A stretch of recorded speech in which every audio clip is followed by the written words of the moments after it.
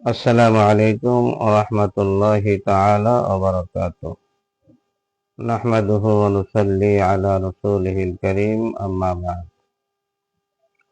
ফাআউযু বিল্লাহি মিনাশ শাইতানির রাজীম। বিসমিল্লাহির রাহমানির রাহিম। ওয়া নুনাজ্জিলু মিনাল কুরআনি মা হুয়া শিফাa'un ওয়া রাহমাতুল লিল মুমিনিন ওয়া লা ইয়াজিদুয যালিমিনা ইল্লা খাসারা। সাদাকাল্লাহু মাওলানাল আযীম ওয়া সাদাকা রাসূলুহুন নাবিয়্যুল কারীম। ونحن على ذلك لمن الشاهدين والشاكرين والذاكرين والحمد لله رب العالمين। সম্মানিত দর্শক,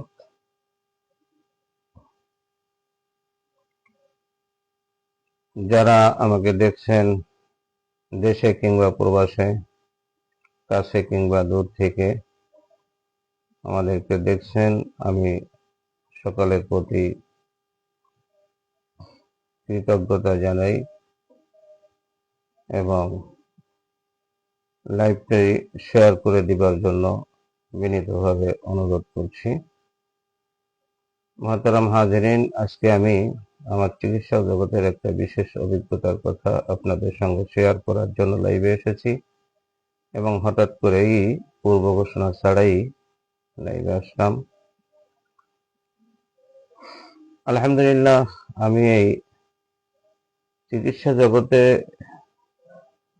বিশেষভাবে একেবারে ওতপ্রোতভাবে জড়িত হয়েছি এই বছর তিনেক আগে থেকে।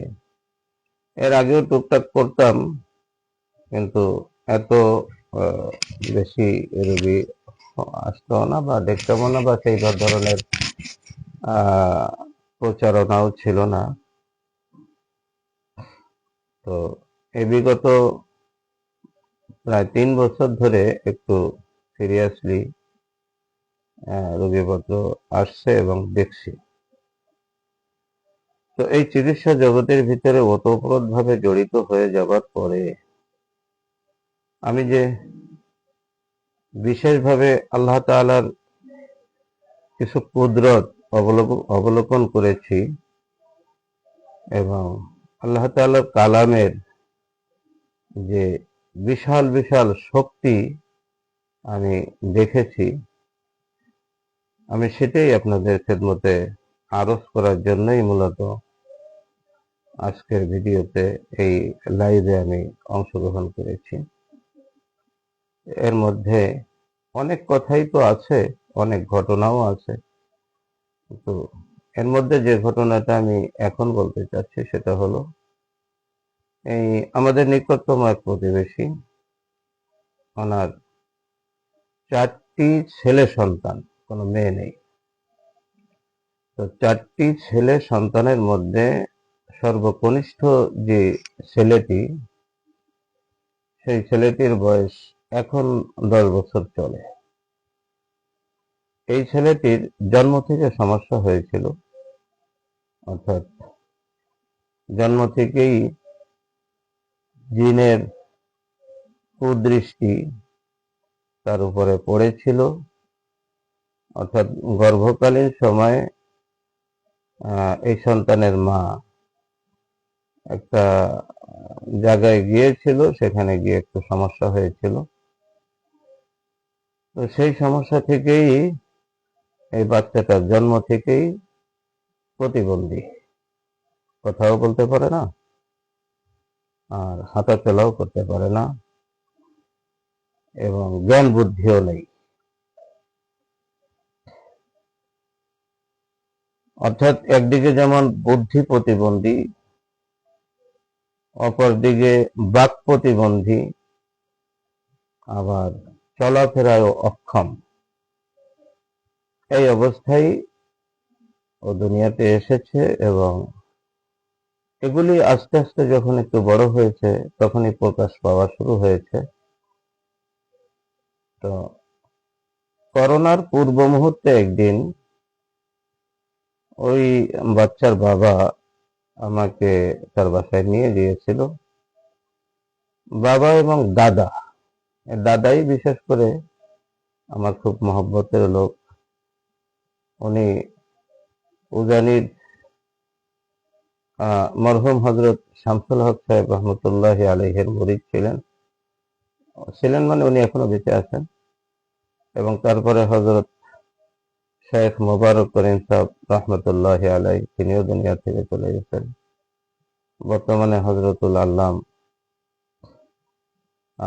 হজরত ফজলে ইলাহি দামাত বারাকাতুহুম আছেন।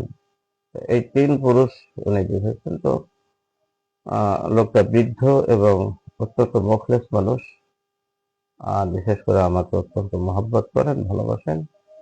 তো সেই ভালোবাসার তাগিদেই ওনার ছেলের বাসায় আমাকে নিয়ে যান এবং ওই প্রতিবন্ধী বাচ্চাটাকে দেখান। তখন ওর বয়স সম্ভবত 5-6 বছর এরকম হবে, করোনার পূর্ব মুহূর্তে।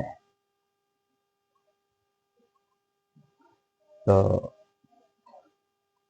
আমি মূলত ওই সময় একটু রুকিয়েই করেছিলাম এবং পূর্ণাঙ্গ চিকিৎসার জন্য আমি বলেছিলাম যে অন্তত এই যে পরিস্থিতি, পুরো শরীরের রক্তের সঙ্গে একাধিক দিন ওর সঙ্গে মিশে গেছে, অতএব ওকে চিকিৎসা করতে হলে তো দীর্ঘ সময় লাগবে, কমাস কম 40 দিন সময় নিতে হবে।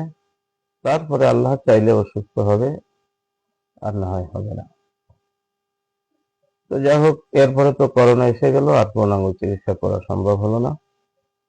কিন্তু আল্লাহ তাআলার মেহেরবানিতে ওই রুকিয়া করার পর থেকে বাচ্চাটা হাঁটা শুরু করেছে, হাঁটতে পারে।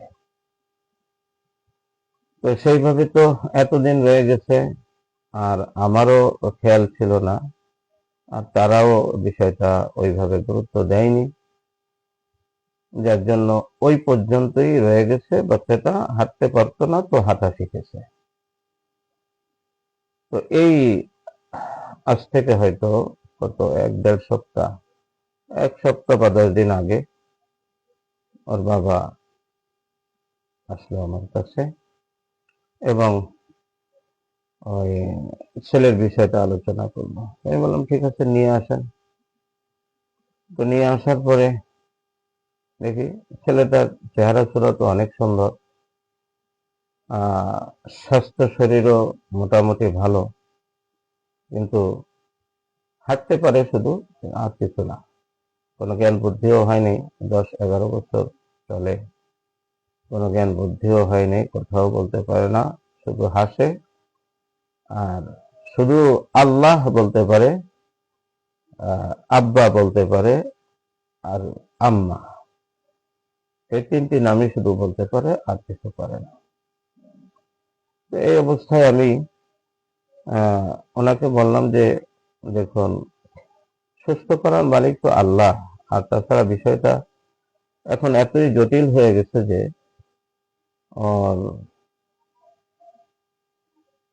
আল্লাহ তাআলা যদি দয়া করে ওকে সুস্থ করে দেন তাহলে সুস্থ হওয়ার সম্ভাবনা আছে, এছাড়া অন্য কোনো কিছুর উপর ভরসা করার সুযোগ এখন আর নেই। তো এই কথার উপরে তো আলহামদুলিল্লাহ 40 দিন ব্যাপী চিকিৎসা কার্যক্রম শুরু করেছি। তো এই 4-5 দিন হয়ে গেছে আলহামদুলিল্লাহ। তো আমি আপনাদের কাছে দোয়া চাই, আল্লাহ তাআলা যেন এই বাচ্চাটাকে সুস্থ করে দেন। তো আলহামদুলিল্লাহ কিছুটা সুস্থতার লক্ষণ দেখা যাচ্ছে, এখনো খুব বেশি আশা করার মতো অবস্থা হয়নি। তো আমি আপনাদের কাছে দোয়া চাই, ওই বাচ্চার বাবা উনি দিনদার মানুষ, আল্লাহওয়ালা মানুষ, তাবলীগের খেদমতের সঙ্গে জড়িত আছেন এবং ওনার 4টা ছেলের মধ্যে এটা একটু ছোট প্রতিবন্ধী, বাকি 3টা ছেলে ওরা মাদ্রাসায় লেখাপড়া করতেছে। একজন বড়জন বোধহয় সাহেবিকা পড়ছে এবার, আর মেজজন নাহদিমির হেদায়তুল, মেজজন হেদায়তুল, তৃতীয়জন নাহদিমির পড়তেছে, আর এটা হলো সবার ছোট। তো আলহামদুলিল্লাহ সুম্মা আলহামদুলিল্লাহ, দিনের অনেক কোটি মানে কঠিন কঠিন রোগী, অনেক জটিল রোগীও আলহামদুলিল্লাহ আল্লাহ তাআলার ইচ্ছায় আমি খেদমত করেছি, চিকিৎসা করেছি এবং আল্লাহ তাআলা তাদেরকে সুস্থও করেছেন।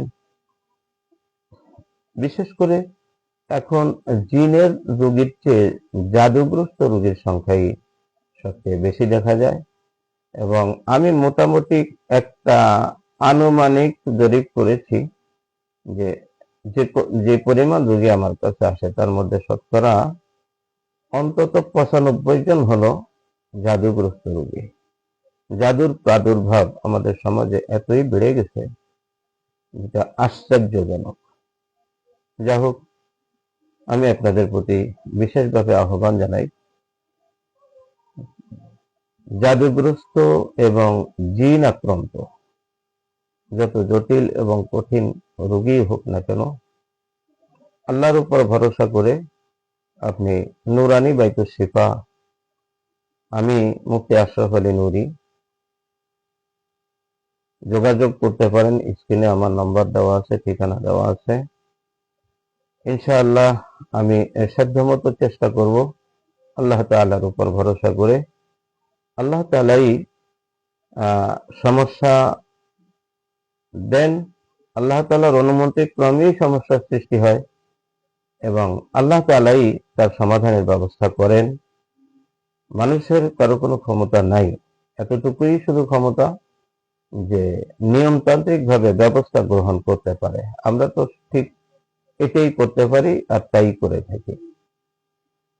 তো আপনাদের খেদমতে আরো জিন, জাদু এবং অন্য যে কোনো রোগের জন্য যোগাযোগ করতে পারেন। আল্লাহ চাইলে ইনশাআল্লাহ সুম্মা ইনশাআল্লাহ সুস্থতা দান করবেন, এই প্রত্যাশা রেখে আজকের মতো এখানেই লাইভ শেষ করছি। আসসালামু আলাইকুম ওয়া রাহমাতুল্লাহি তাআলা ওয়া বারাকাতুহু।